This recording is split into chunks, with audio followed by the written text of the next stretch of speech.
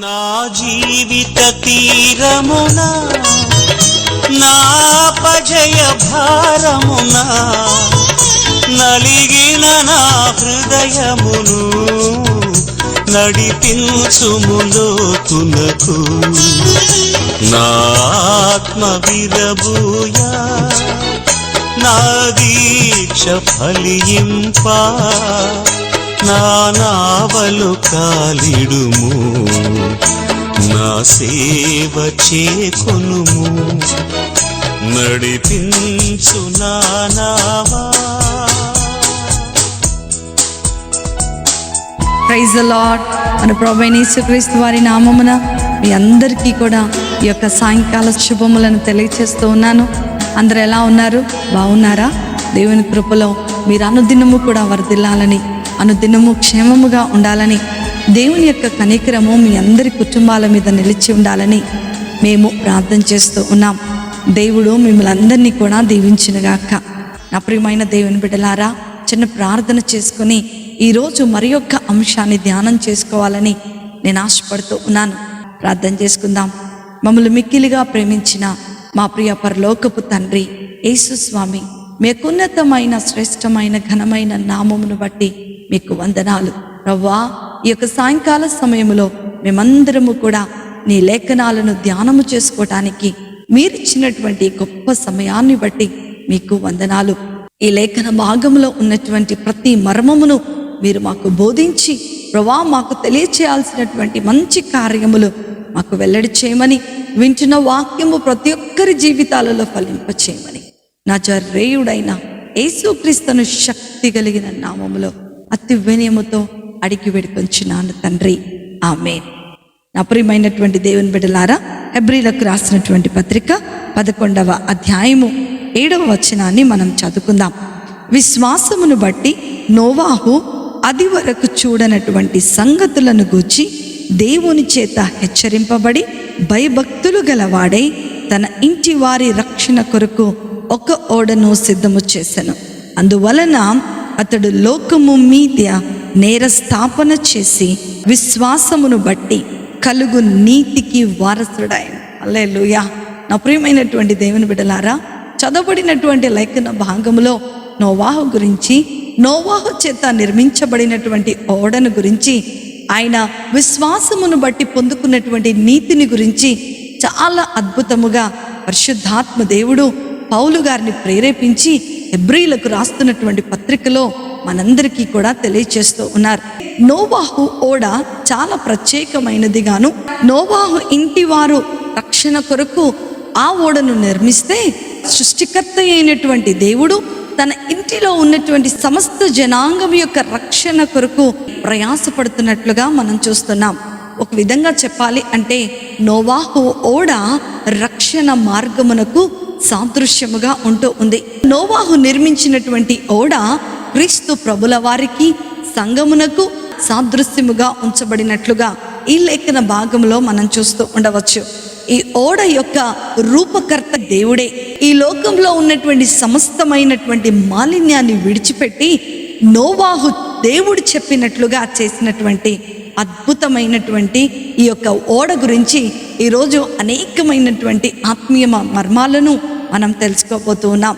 అందరూ కూడా ఓడలు సముద్రానికి దగ్గరగా చేస్తే, నోవాహు నిర్మించినటువంటి ఈ యొక్క ఓడ సముద్రానికి సుమారు ఇంచుమించు 100 మైళ్ళు దూరంలో ఉన్నటువంటి మెసొపొటేమియా మైదానములో నిర్మించినట్లుగా ఆదికాండంలో ధ్యానం చేసుకోవచ్చు.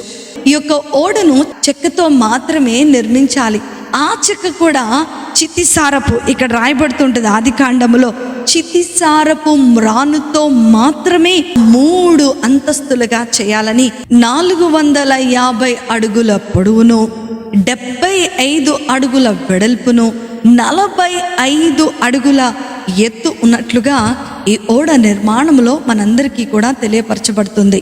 3 అంతస్తులు ఉన్నటువంటి ఈ నోవాహు ఓడ కేవలము ఒకటే ద్వారాన్ని, ఒకటే కిటికీని కలిగి ఉండటం ఈ ఓడలో చాలా ఆశ్చర్యమైనటువంటి విషయాన్ని మన ముందు ఉంచుతూ ఉంది. ఈ యొక్క ఓడ యొక్క బ్రీఫ్ డిస్క్రిప్షన్ మీ ముందు ఉంచాను.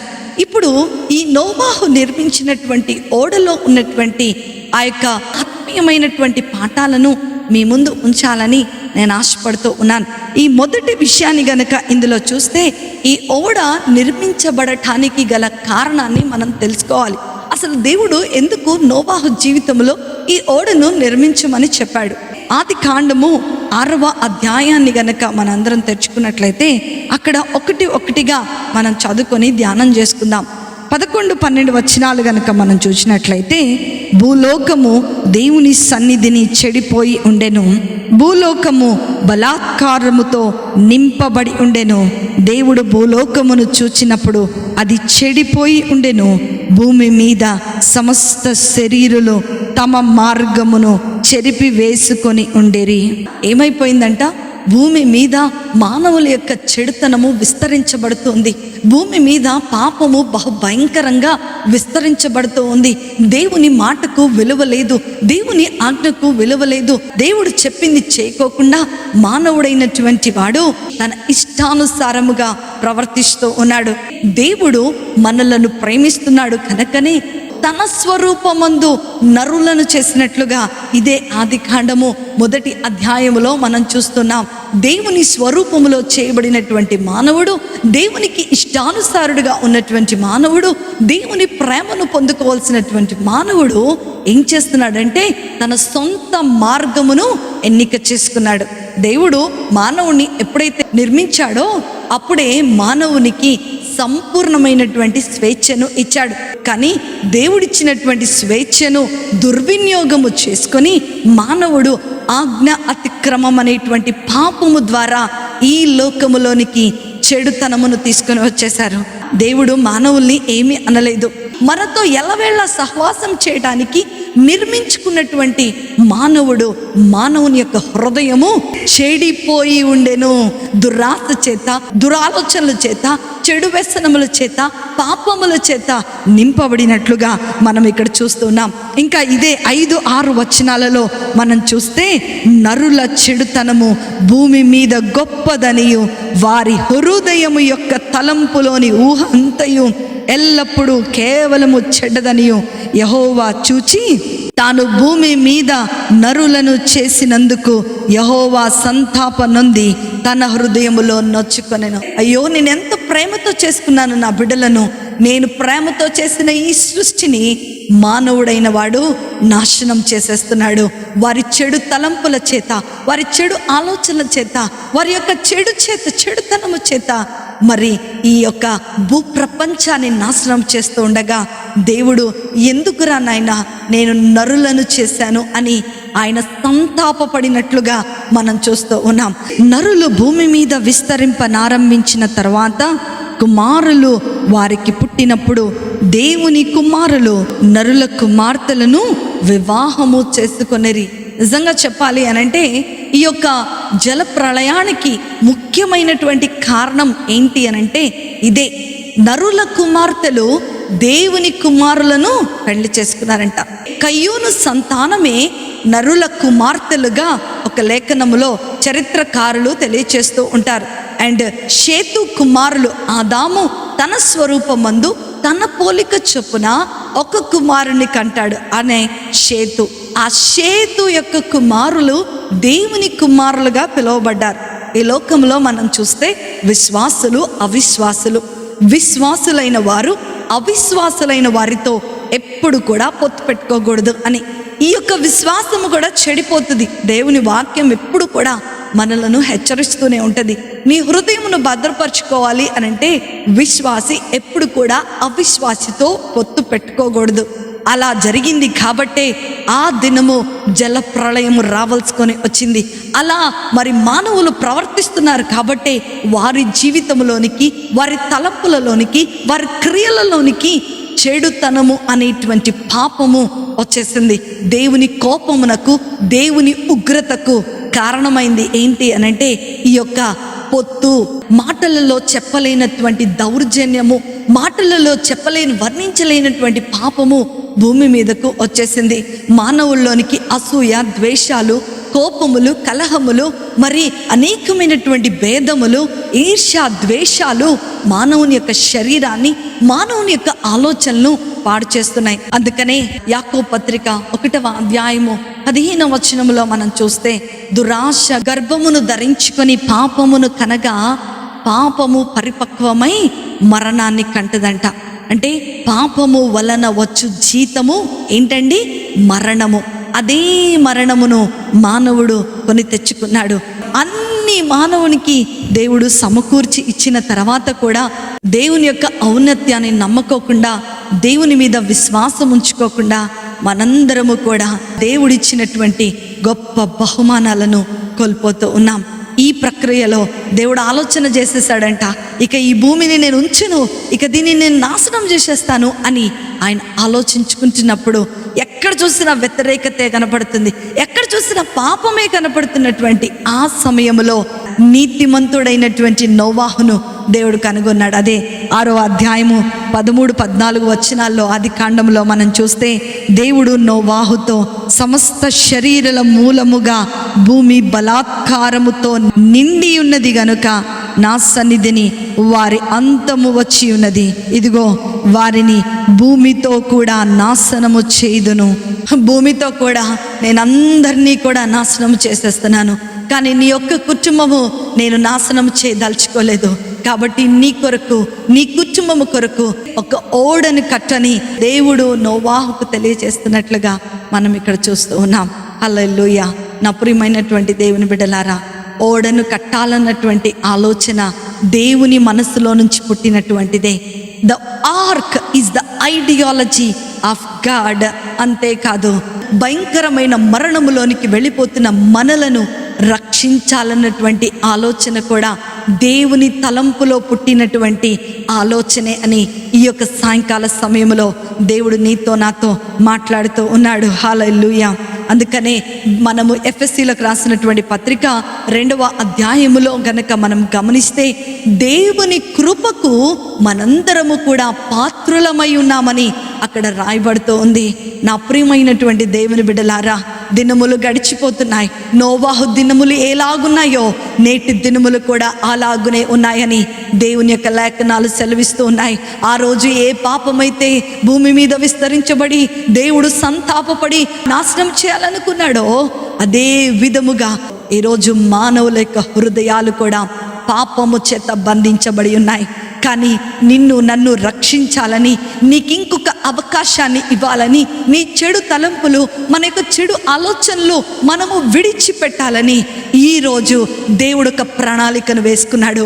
అదే రక్షణ ఓడ నీ కొరకు తెరచబడి, నీ కొరకు సిద్ధము చేయబడినట్టుగా మనం ఈరోజు లేఖన భాగంలో మనం చూస్తూ ఉన్నాం. ఎందుకు అనంటే, దేవుడు లోకమును ఎంతో ఎంతో ప్రేమించెను. ఆయన లోకాన్ని ప్రేమిస్తున్నాడంటే నిన్ను నన్ను ప్రేమిస్తున్నాడని.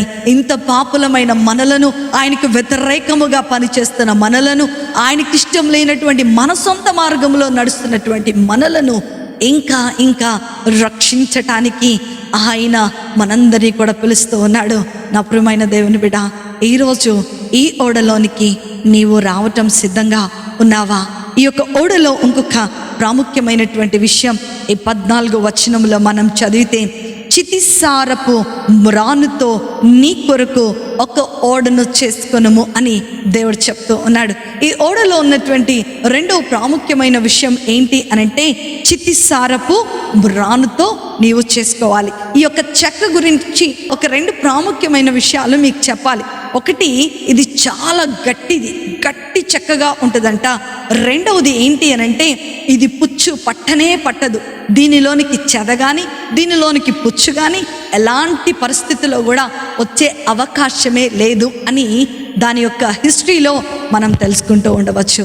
ఈ యొక్క మ్రాను యేసు ప్రభువారికి సాదృశ్యముగా ఉంటూ ఉంది. అందుకనే దావీదు అంటున్నాడు, ఏ మచ్చైనను, ఏ కళంకమైనను, ఏ నిందైనను, ఏ పాపం ఎరుగునటువంటి ఆయన మానవులమైన మన కొరకు పాపముగా చేయబడ్డాడని దేవుని యొక్క లేఖనాలు సెలవిస్తూ ఉండే, ఈ యొక్క రక్షణ ఓడ కొరకు ఉపయోగించినటువంటి ఆ యొక్క చెక్క యేసు ప్రభు వారికి సాదృశ్యముగా ఉన్నట్లుగా మనం చూస్తూ ఉన్నాం.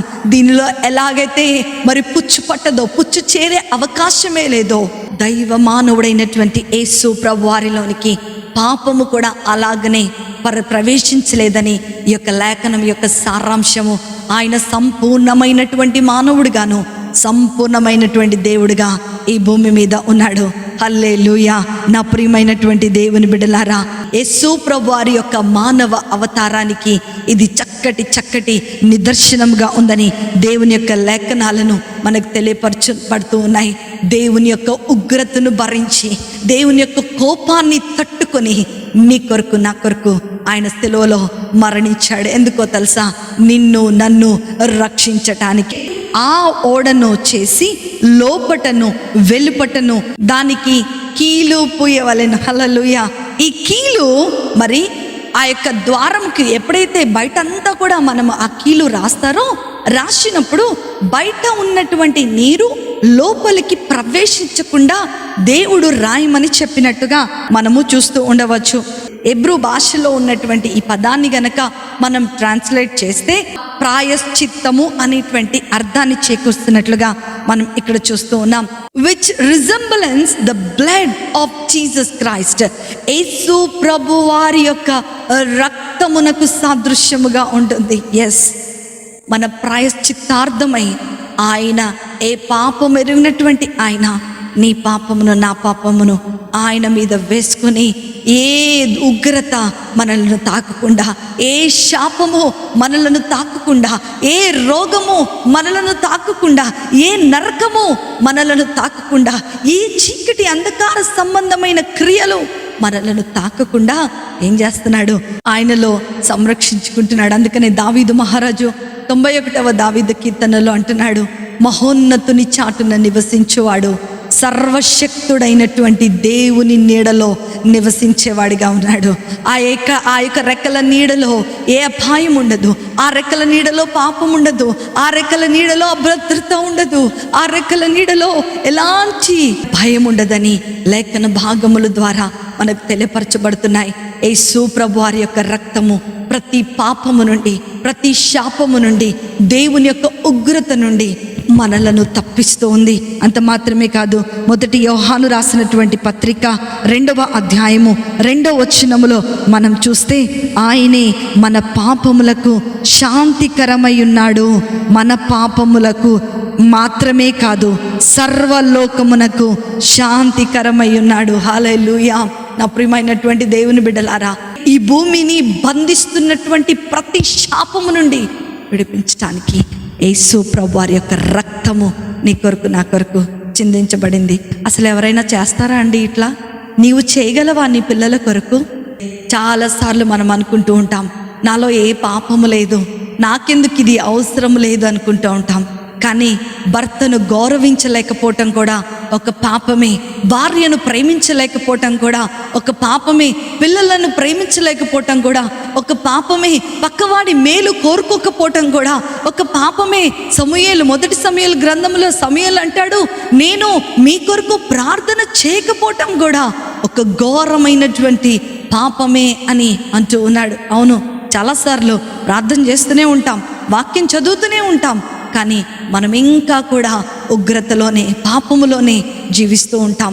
దేవునికి లోబడలేనటువంటి జీవితాలు ఈరోజు విడిచిపెడదాం. ఇంకా ఈ ఓడలో చాలా ప్రాముఖ్యమైనటువంటి విషయాన్ని మనం చూస్తే, నోవాహుతో దేవుడు చెప్పాడు, ఈ ఓడను ఇలా నువ్వు నిర్మించాలి, దీనికి 3 అంతస్తులు ఉండాలి అని నోవాహుతో దేవుడు చెప్పాడంట. ఇక్కడ ఉన్నటువంటి ఈ యొక్క 3 అంతస్తులు తండ్రి, కుమార, పరిశుద్ధాత్మ దేవునికి సాదృశ్యముగా ఉన్నాయి. ఎంత గొప్ప విషయము! కార్యమును తలపెట్టేవాడు దేవుడైతే, ఆ రక్షణ కార్యమును నెరవేర్చేవాడు యేసు ప్రభువారైతే, ఆ రక్షణ కార్యమును అమలు చేసేవాడు పరిశుద్ధాత్మ దేవుడే. అంత మాత్రమే కాదు, నా ప్రియమైన దేవుని బిడ్డలారా, అయ్యో నా సమయం అయిపోయింది, నేను రక్షించబడలేదని నువ్వు అనుకుంటున్నావేమో. నో, ఇదే అనుకూలమైన సమయం, ఇదే రక్షణ దినం. ఈ క్షణమే నిన్ను నీవు దేవునికి సమర్పించుకో. నీ నడుస్తున్న సొంత మార్గాలను విడిచిపెట్టి దేవుని మార్గంలోనికి నువ్వు వచ్చినట్లయితే దేవుని యొక్క దీవెనలు ఈరోజు నువ్వు పొందుకుంటావని లేఖనముల ద్వారా దేవుడు మనతో మాట్లాడుతూ ఉన్నాడు. ఈ ఓడలో ఇంకొక అంశాన్ని మనం చూస్తే, ఈ ఓడకు ఒక్కటే ఒక ద్వారము పెట్టి ఉండాలి అని చెప్పాడంట. ఎంత గొప్ప విషయము.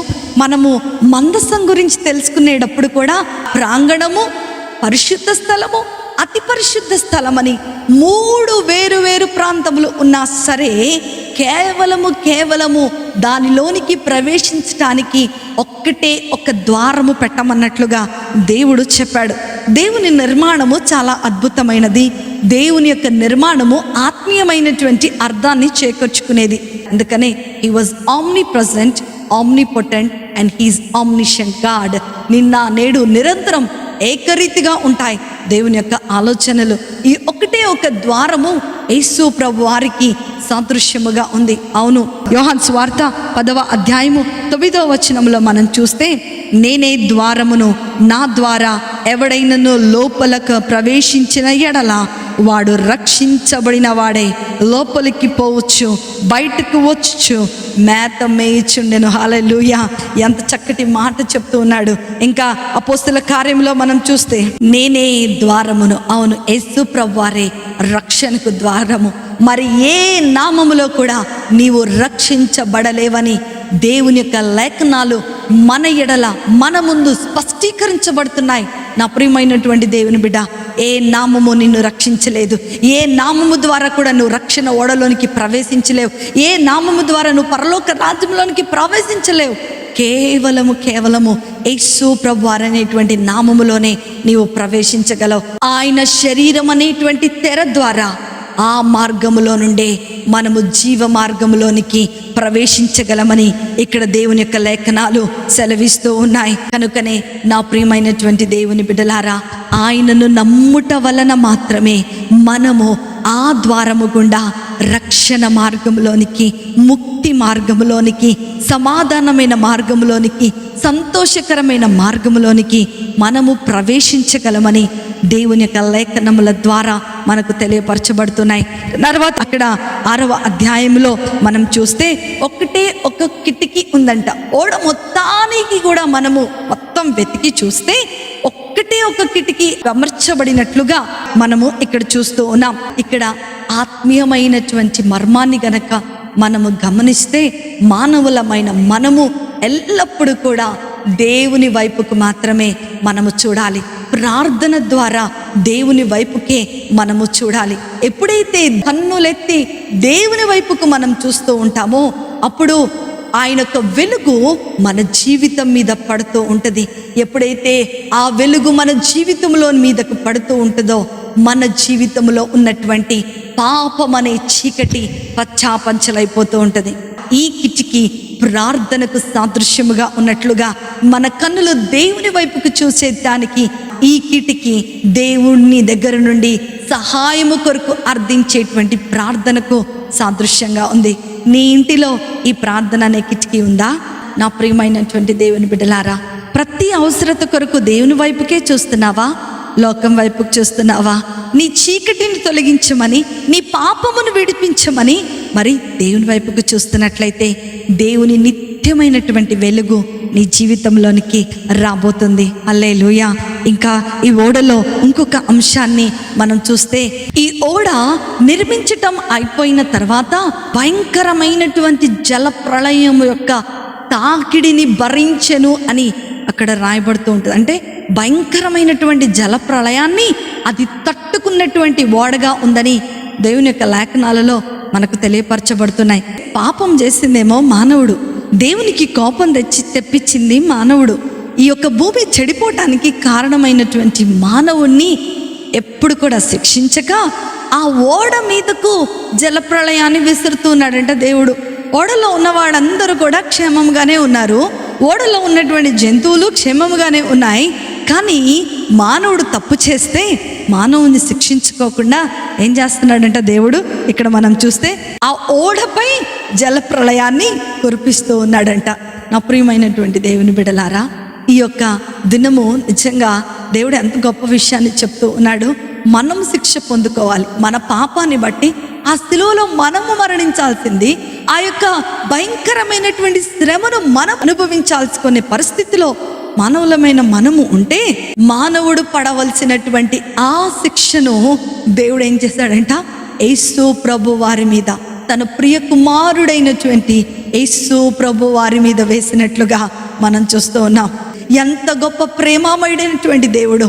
నా ప్రియమైన దేవుని బిడ్డ, ఈరోజు దేవుని యొక్క లేఖన భాగంలో మనం చూస్తే, యేసు ప్రభు వారు నీ కొరకు నా కొరకు ఆయన బలియాగముగా ఈ యొక్క భయంకరమైనటువంటి శ్రమను, ఈ భయంకరమైనటువంటి ఉగ్రతను, నిన్ను నన్ను రక్షించటానికి ఆయన ఇది భరించెను. ఈ భయంకరమైన శ్రమను భరించినట్లుగా మనం చూస్తూ ఉన్నాం. ఓడ పైన నీళ్ళే, ఓడ కింద నీళ్ళే, ఎక్కడ చూసినా సరే నీళ్ళే, ఎక్కడ చూసినా సరే తాకిడే, ఎక్కడ చూసినా సరే ఒత్తిడే, తప్పించుకునే మార్గమే లేని పరిస్థితిలో అక్కడ ఉంది. నిజంగా ఇది క్రీస్తు ప్రభుల వారి యొక్క మరణాన్ని సూచిస్తూ ఉంది.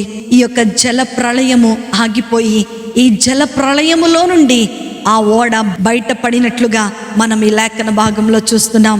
అదే మాదిరిగా యేసు ప్రభు వారి యొక్క మరణ పునరుద్ధానముల ద్వారా పాపులమైన మనము, శిక్షకు అర్హులమైన మనము, దేవుని ఉగ్రతకు అర్హులమైన మనము, నాశనము చేయబడవలసినటువంటి మనము, ఆయన యొక్క పునరుద్ధానము ద్వారా మనందరము కూడా రక్షించబడి ఉన్నాము. మనందరము కూడా విడుదల పొందుకొని ఉన్నాము.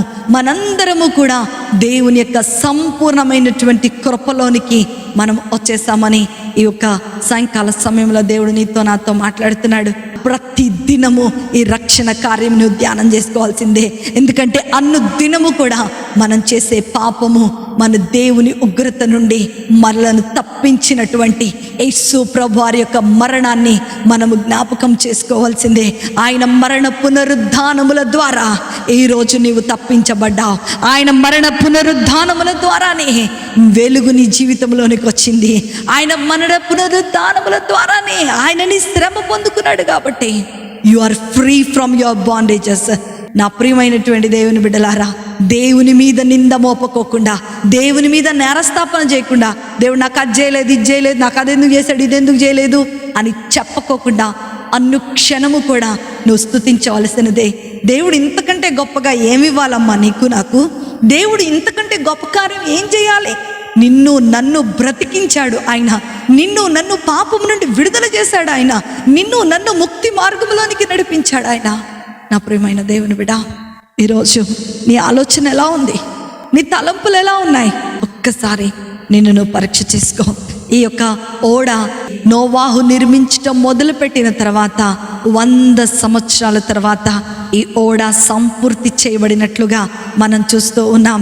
ఎంతో ఖర్చుతో, ఎంతో ప్రయాసతో, ఎంతో పట్టుదలతో ఈ ఓడ సంపూర్తి చేయబడినట్లుగా మనం చూస్తున్నాం. అదే మాదిరిగా 33.5 సంవత్సరాలు మానవుని యొక్క స్వరూపములోనికి యేసు ప్రభు వారు భూమి మీదకు వచ్చి తన రక్తము ద్వారా పాపులమైన మనందరికీ కూడా రక్షణను అనుగ్రహించి ఉన్నాడని ఈ యొక్క సాయంకాల సమయంలో దేవుడు మనతో మాట్లాడుతూ ఉన్నాడు. ఆ యోహాను సువార్త 14వ అధ్యాయము 4వ వచనంలో మనం చూస్తే, ఆయన ఏ పాపం ఎరిగినటువంటి ఆ ప్రభువు శాపగ్రస్తమైనటువంటి సిలువలో తన ప్రాణము ధారపోసెను, రక్షణ సిద్ధము చేసెను. చేయుటకు నీవు నాకు ఇచ్చిన పని నేను సంపూర్తిగా నెరవేర్చి భూమి మీద నిన్ను మహిమపరచితిని అని యేసు ప్రభు వారు చెప్తున్నారంట. హల్లెలూయా. ఏ మహిమనైతే మానవుడు కోల్పోయాడో, ఏ యొక్క ఆధిక్యతనైతే మానవుడు కోల్పోయాడో, దేవునితో ఉన్న ఏ స్నేహాన్నైతే మానవుడు కోల్పోయి ఉన్నాడో, ఆ స్నేహాన్ని తిరిగి ఇవ్వటానికి నేను వచ్చిన పని సంపూర్తి చేశానయ్యా అని దేవునితో మాట్లాడుతున్నాడు. అదే మాదిరిగా 6వ మాటను కూడా యేసు ప్రభు వారు శిలువలో పలికిన 6వ మాటను కూడా మనం చూస్తే సమాప్తమైనది అని చెప్తూ ఉంటాడు. ఆ రోజే మనం ధ్యానం చేస్తాం, తర్వాత ఎప్పుడు కూడా మరలా మనం ధ్యానం చేయం. ఈరోజు నువ్వు ఇలా బ్రతుకుతున్నావంటే అది ఆ రోజు ఆయన చేసిన రక్షణ కార్యమే. ఈరోజు నువ్వు ఇలా జీవిస్తున్నావంటే, ఈరోజు నువ్వు బ్రతుకుతున్నావంటే అది కేవలం దేవుని కృప మాత్రమే. దేవుని యొక్క సంకల్పంలో నువ్వు ఉన్నావు కాబట్టి దేవుడు నీ జీవితంలో అద్భుతమైన కార్యాలు చేస్తున్నాడు. ఏ పాపము లేనటువంటి ఆయన పాపులమైన మన కొరకు భూమి మీదకు వచ్చినటువంటి కార్యము సంపూర్తి చేయబడింది. ఈ ఓడ నిర్మించటంలో ఎలా అయితే సంపూర్తి చేయబడిందో అదే మాదిరిగా యేసు ప్రభువారు నిర్మించినటువంటి ఆ రక్షణ ఓడ సంపూర్తి చేయబడినదని దేవుని యొక్క లేఖనాలు మనకు తెలియచేస్తూ ఉన్నాయి. నా ప్రియమైన దేవుని బిడ్డ, ఆదికాండము 7వ అధ్యాయము 1వ వచనములో మనం చూస్తే, ఈ తరము వారిలో నీవే నా ఎదుట నీతిమంతుడై ఉండుట చూచితిని గనక నీవును నీ ఇంటి వారును ఓడలోనికి ప్రవేశించుడి. హల్లెలూయా. అంటే ఓడలోనికి రండి అని దేవుడు పిలుస్తూ ఉన్నాడు.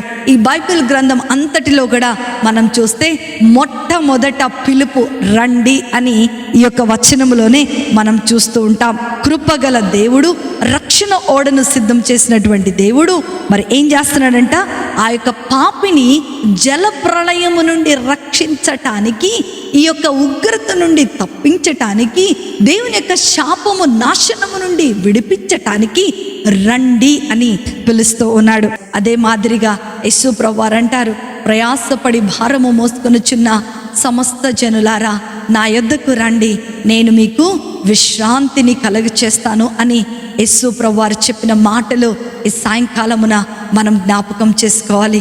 పాపపు భారాన్ని మోసుకుంటూ దాని నుండి విడుదల పొందుకోలేనటువంటి ప్రతి మానవాళిని విడిపించటానికి రక్షణ ఓడలోనికి ఆయన ఆహ్వానిస్తూ ఉన్నాడు.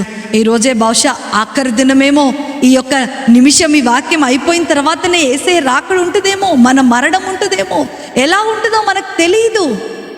నీ క్షణమే నిజమైనటువంటి రక్షణ పిలుపును పొందుకుని ఆ ఓడలోనికి మనం వెళ్ళాలి. సుమారు 100 సంవత్సరాలు ఆ ఓడను నిర్మించారంట.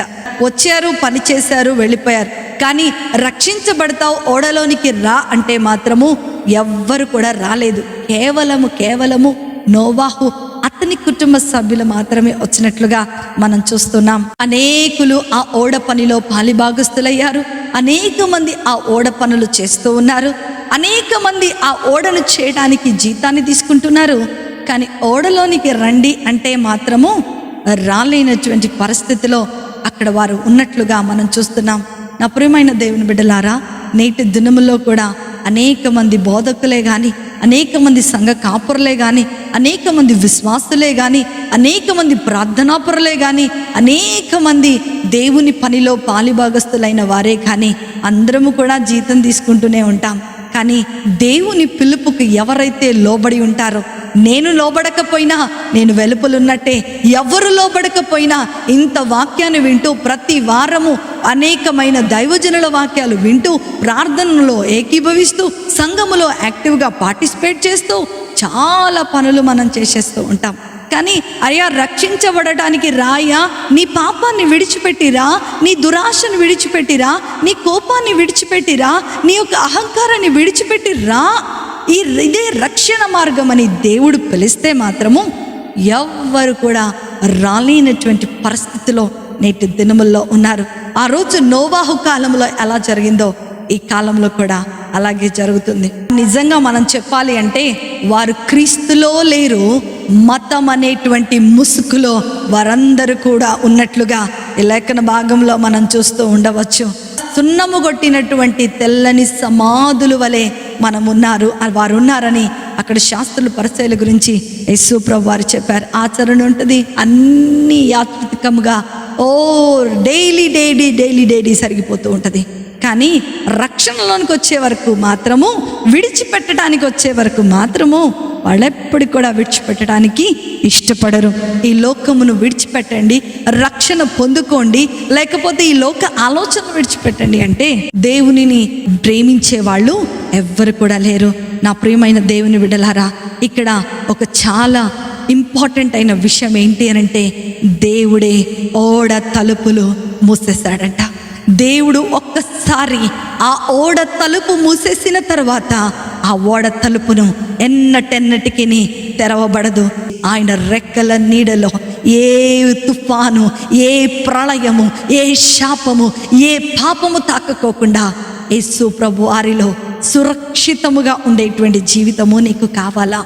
లేకపోతే నాశనమైపోయి నశించిపోయి మరణించి భూలోకములో ఉన్నటువంటి శ్రమనంతా కూడా అనుభవించేటువంటి జీవితము ఈరోజు నీకు కావాలా? 2 మార్గాలు ఈరోజు దేవుడు నీ ముందు ఉంచుతూ ఉన్నాడు. రక్షించబడటానికి నీ మార్గాన్ని విడిచిపెట్టి, నీ పాపాన్ని విడిచిపెట్టి, నీలో ఉన్నటువంటి దేవునికి ఇష్టము లేని కార్యాలను విడిచిపెట్టి ఆ రక్షణ ఓడలోనికి నువ్వు వస్తావా? దేవుడు నిన్ను దీవిస్తాడు. యేసు ప్రభువారి యొక్క రక్తము నిన్ను కాపాడుతుంది. ఏ పాపము, ఏ శాపము, ఏ ఉగ్రత నిన్ను తాకలేదు. అదే నేను విడిచిపెట్టను, నేను విడిచిపెట్టలేనని నువ్వు అనుకుంటున్నావేమో. అలా గనక నీవు అనుకుంటే నీ కొరకు మరణము సిద్ధంగా ఉందని దేవుని యొక్క లేఖనాలు సెలవిస్తున్నాయి. భయపెట్టడం లేదు నేను, కానీ అంత్య దినములలో మనమున్నాం. అపాయకరమైనటువంటి దినములలో మనమున్నాం. దేవుని యొక్క తీర్పు లోకముపై కుమ్మరించబడుతూ ఉంది. ఆ వాన ఏ విధముగా అయితే ఆ యొక్క ఓడ మీద కుమ్మరించబడిందో అదే విధముగా దేవుని తీర్పు భూమి మీద కుమ్మరించబడుతుంది. రక్షణ ఓడలో ఉంటావా, లేకపోతే బయట ఉంటావా? లోపల ఉండాలి అని అంటే నీ మార్గాన్ని విడిచిపెట్టు, నీ పాపాన్ని విడిచిపెట్టి యేసు ప్రభువారిలోనికి రా. అప్పుడు ఆ నీటి ఓడ ఎలాగైతే పైకి తేలిందో చక్కటి ప్రదేశంలోనికి వచ్చి చక్కటి నూతనమైనటువంటి జీవితాన్ని వారు ఎలాగో ఆరంభం చేశారో అలాగునే నీవు కూడా ఈ రోజు నుంచి నూతన సృష్టిగా మార్చబడిపోతున్నావు. క్రీస్తుని యేసునందున్న వారికి ఏ శిక్షా విధియు లేదు. పాతవి గతించిపోతున్నాయి, సమస్తము కూడా క్రొత్తదైపోతుంది. ఈరోజు గనక నీ హృదయాన్ని ప్రభువుకి ఇచ్చినట్లయితే ఈ 2 మార్గాల్లో ఏదన్నా ఒకటి నీవు చూస్ చేసుకుంటే నీవు రక్షణ మార్గంలోనికి వస్తేనే నువ్వు క్షేమముగా ఉంటావు. నా ప్రియమైన దేవుని బిడ్డ, God is speaking to you up to now, whatever it may be. నువ్వు ఎలా జీవించినా సరే, this is an altar call for you. Maybe it may be a last call for us. నీకు నాకు ఇది చివరి కాల్ అయి ఉండొచ్చు. ఏ రోజు మనం మరణిస్తామో, ఏ రోజు క్రీస్తు రాకడ సంభవిస్తుందో మనకు తెలియదు. కాబట్టి నా ప్రియమైన దేవుని బిడ్డ, this is the right time, right moment to come unto the God.